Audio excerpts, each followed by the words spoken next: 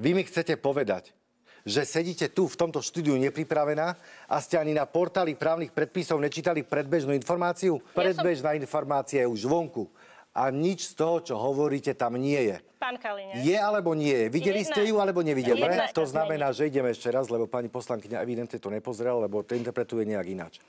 Žiadnych 7% kvórum pre vstup do Národnej rady neexistuje. Existuje to, že ideme urobiť ďalšie zmeny. To znamená, strana nemôže si meniť svoj názov po dobu 5 rokov. Ideme s návrhom na to, aby strany pod 5%, od 3 do 5, čo je teraz príspevok, aby tento príspevok nemali. Zároveň ideme krátiť príspevok stranám o 30% v rámci konsolidácie, ale aj v rámci toho, aby tieto strany sa štandardizovali.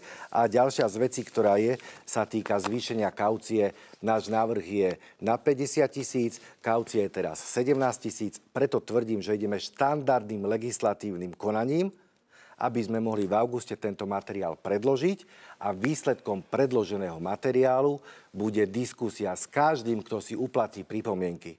Toto sú tak zásadné veci, že ten proces bez ohľadu na to, koľko bude trvať, bude ukončený takouto zhodou.